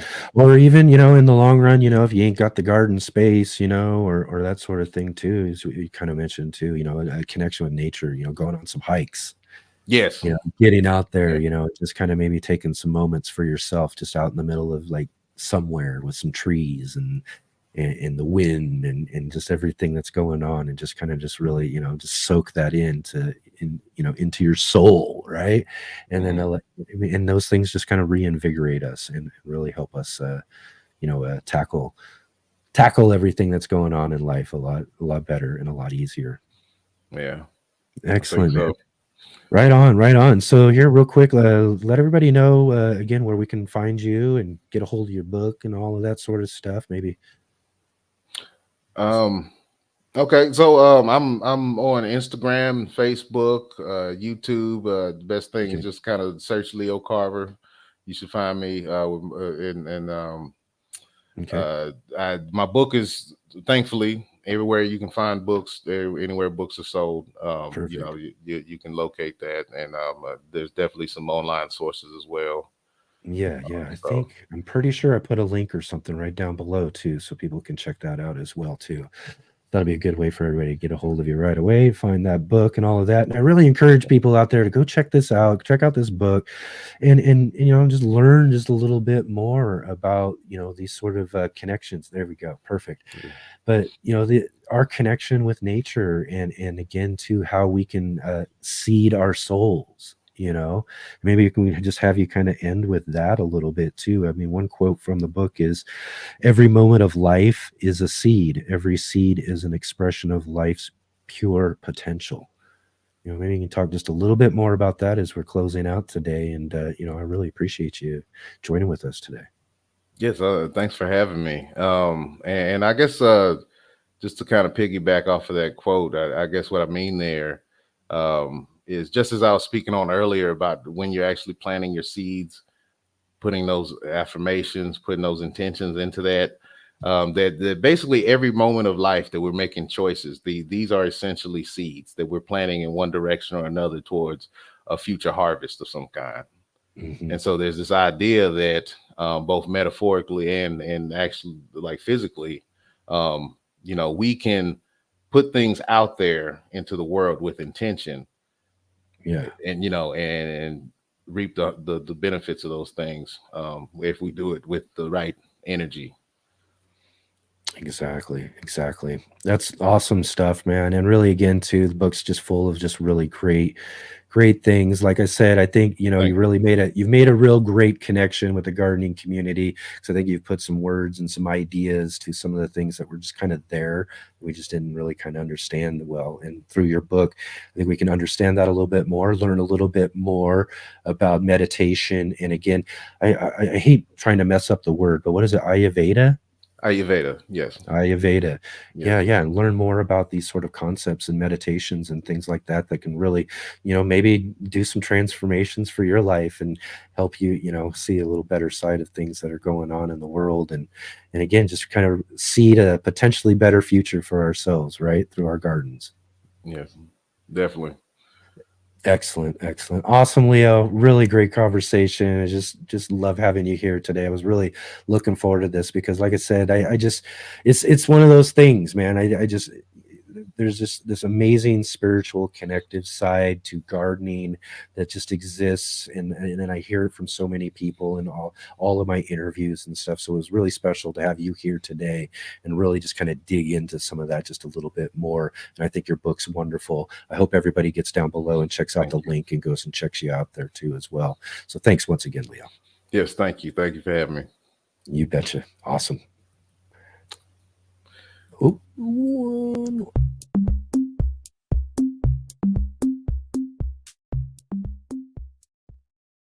Right on. Excellent. Again, too. How amazing is that? Again, to have to have that conversation again just a little bit more. We kind of expressed this just a little bit a few weeks back, kind of talking a bit like with Linda Vader when we talked about the common ground and all that sort of stuff. There's these sort of things that we can do mutually through our gardens and connections and all that sort of stuff. But really, ultimately, in our garden spaces, the one thing I think that we all kind of come to understand, those of us who grow in the garden and spend enough time in our garden spaces, is that there becomes this real connection, this spiritual connection with nature and ourselves that we come to. And in some sense, we can create times like I mentioned in the conversation about like, when I can't sleep, I'll go out there and I'll try to find these meditative moments that I can in my garden space to kind of just reconnect myself, reground myself in a sense with things and maybe kind of just, allow some of these other things. I'm a busy person, as we mentioned too. Most people who know or watch the show know this. And so I've got a lot going on. There's a lot of things that are happening and all of that. So again, too, it can be kind of stressful. And so again, too, our garden space can be this de-stressor. And then when we feel that, we get that kind of de-stressing thing, and it brings that kind of spiritual value to us and to, the rest of our day and how we go forward with our lives from those moments that we get in our garden space. And I think that's just a really amazing thing. It's just one of those great gifts from the garden space that we get that we don't necessarily think about when we get into gardening. When we first start gardening, we first start growing. I mean, for me, as I explained, it was just kind of this amazement that I could really grow my own food. I mean, just that empowerment was just really something amazing right then. So I just got into it. It's like, well, what can I grow next? And I start growing and growing and growing. And I create this really great garden space that really then just really kind of gives me this other sense of fulfillment, more so than the food and more so than the process of growing and doing all that sort of stuff. And it really starts really with that concept that we're talking about, just how amazing it is to take something so tiny. It's just a little tiny seed, and some of them are just barely the size of the tip of a pencil. You know what I mean? And take something like that and to grow these big full plants that produce, food for us, and then again all this other stuff. I mean, it's just a really amazing thing, and that's why gardening is for me what it is. That's why, you know, I do this show. That's why I share videos and do the different things that I do with my garden spaces and share it with everybody out there, because that's something I really truly believe in. I really believe in what the garden does for us and what we get from it. And it's just I don't know. I mean, maybe it sounds really something, I don't know, pie in the sky. I don't know if that's the right term, but it's that sort of kind of idea, you know, but I truly don't believe so. I really, my life changed in the garden space. I was able to, you know, really deal with some really difficult times in my life that really the garden space helped me overcome and really rediscover myself and who I truly was through these spaces. So I mean, I just, you know, I think it's great, you know. And again, too, Jay says it really well right there, the miracle of seeds, you know, and the miracle of plants, life, nature, and our connection with that. And that's really a lot what Leo's talking about there too, is you know, that connection that we have and what, you know, what we can get spiritually for ourselves. And then again to these other further concepts, you know, if those are things that you might be interested in, the Ayurveda and those sort of things too, you know, other ways you can extend and take these to those next levels and those sort of things. So again, I really encourage you to go check that out, check out his book, read more into that, and we'll continue to talk about these sort of things right here on the Let's Get Growing show, because again, like I said, it's just something I truly believe in and really believe you know, is important for all of us in the you know, in the gardening space, you know. And yeah, again, symbiosis. Again, I love that word. I love that, what it means for us, what it means for us and our plants and our gardens and all of that. And yeah, and again, Sam says it well too, right here. It feels like magic in a way, and it surely does. It surely does. It definitely feels like magic. All right, let's see here. Oh, okay, excellent, you guys. This is just a wonderful show today. Just so great to hang out with all of you. Just really appreciate the time that you guys take to come spend with me here on the weekend. I appreciate our guests. Again, go check out our guest, Paul Chad Hughes from Backyard Garden Pro. We got links down below in the description to him, and our featured guest, Leo Carver, author of Growing Consciousness, The Gardener's Guide to Seeding the Soul. And definitely go check out that book. And we look forward to maybe having Leo back again some more, talk some more about this sort of stuff. And again, go check out YouTube channels. Oh, yeah, definitely. Backyard Garden Pro. Go check him out. Go leave him a comment. Tell him you saw him here in the Let's Get Growing show. And if you are here right now still with the show, definitely click the like button, thumbs up, subscribe to the show if you haven't already. Click that bell notification to be notified of upcoming episodes, videos, and shows, live streams here on the Let's Get Growing show every Saturday and Sunday, 11 a.m. Pacific, 2 p.m. Eastern time. And yeah, also too, if you have also the opportunity as well to come join us on our urban gardener community, the Let's Get Growing, a gardening group on Facebook. Again, there's links down below in the description for the Facebook group. I would love to have you there if you haven't come to join with us yet, and come and share some pictures and show us your garden spaces. I love to see what you all have growing on, and the Let's Get Growing group is a great place for you to be able to share with me, and I can see all that you've got growing on. And as well too, go check out ivorganics.com. Get yourself some of that 3-in-1 plant guard. Definitely, I recommend that for everybody. Get yourself some 3-in-1 plant guard at ivorganics.com. Use our promo code GROW10, GROW10. Get 10% off. And definitely do that. Really good for you, especially if you're growing trees. You've got trees, get some of that plant guard for your trees. You got dealing with some pests and things like that. It turns into this really good spray, as you can see right here, that spray bottle. You can make a spray bottle of this stuff, spray your plants down. All of that will help with some of the pests issues. It's all natural, all organic, oils and things like that too. So it's really good, you know, and not going to be, you know, not going to be harmful. It's a great organic solution to some pests and things like that. So definitely do that as well too. And also definitely come and check back with us here next Saturday on the show.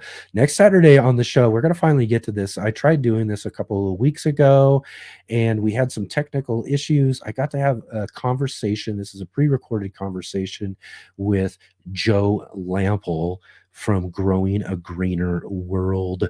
Joe and I sat down and had a really great conversation, talked all about how he got into gardening in doing gardening on PBS with his award-winning Growing a Greener World show and all of the other things that he does in the gardening space. And it was just a really great conversation. So we're going to play that for you all this next week. We finally found an opening where we can get to that again. And again, too, it's such a fun conversation. So I hope you all come and join with us next Saturday for that as well, too. And then again, come join with us, too, on our Sunday edition for a Great Gardening Roundtable. And, here we are every weekend, Saturday and Sunday. I'll see all of you on our very next show.